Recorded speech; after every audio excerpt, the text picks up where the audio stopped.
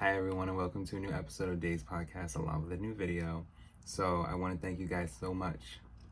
Thank you so much for liking, subscribing, viewing, watching, and listening. I truly appreciate it.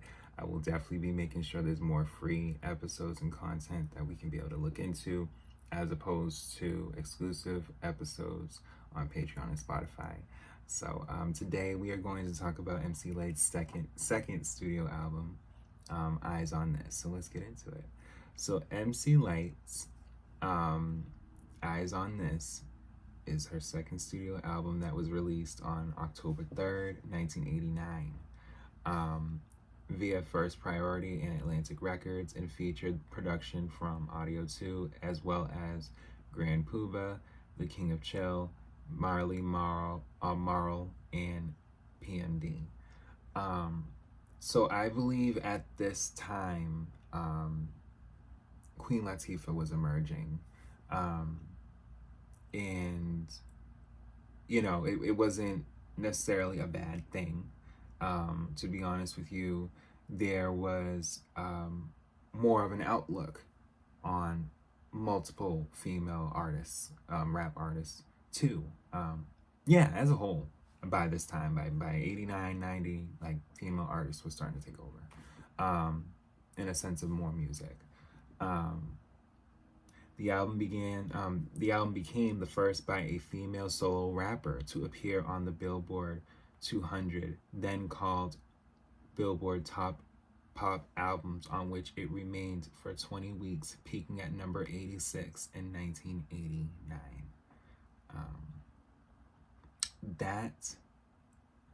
That's legend.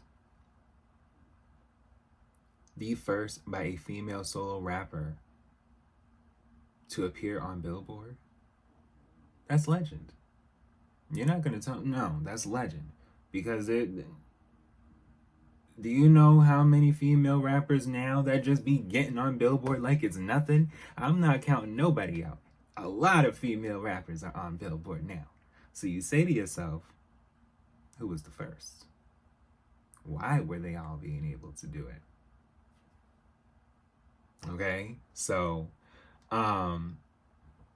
again, I don't take away from any artist, and I feel as though for her to chart is a big deal.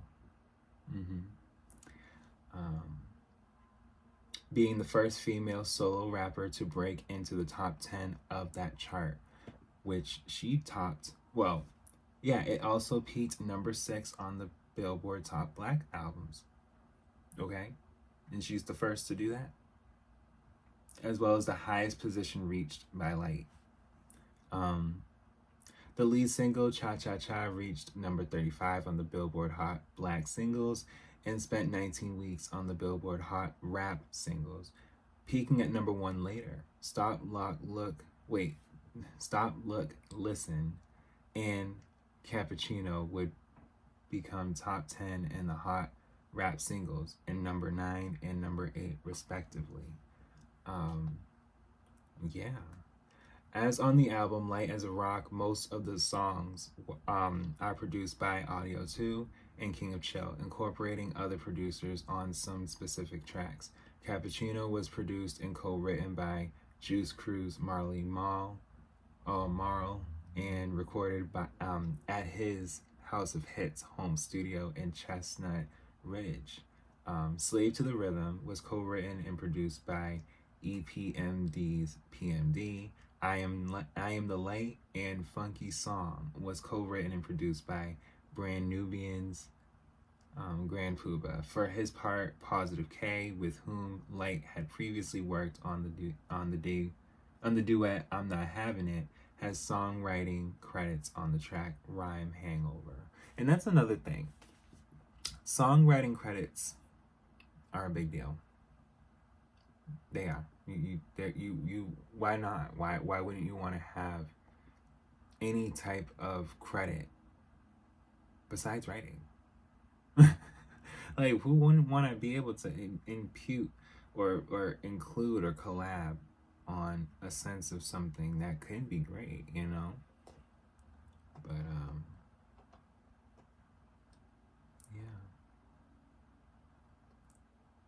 album didn't do too bad. Yeah. Back talk like a pro, sometimes like an original. The rhythmic obscenities on the spec spectacularly unsisterly shut the f up ho are mind boggling. Her tales of the drug wars are tough and pro women in the narrative tone of Cappuccino, part fable, part metaphor, part confessional reverie, part dumb it was only a dream is avant-garde. I don't know what that word means, but in other words, she was going off. Okay, like there was a way women,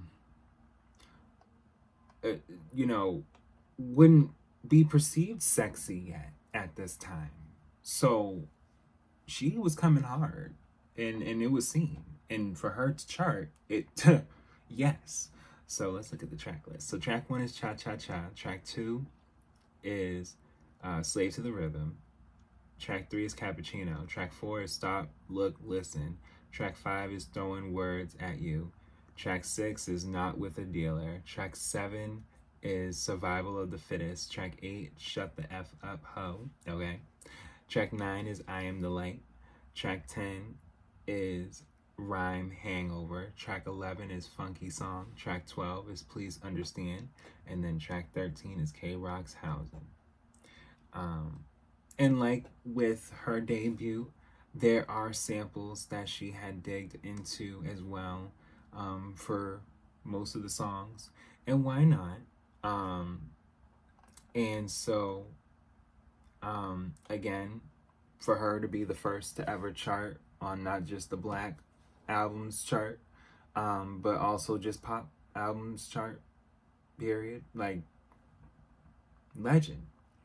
And it broke barriers because, you know, there's a way that people consume female rappers from this album forward, because Queen Latifah was right behind her. So it's just like there was so much more that was coming that no one was ready for. But from this chart placement, from this album, this era,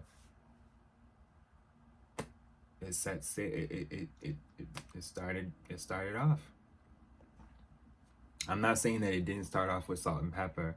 It did, as far as with a group. But as far as like solo, this was the beginning. But I thank you guys so much for listening and watching, and I will definitely be back with more.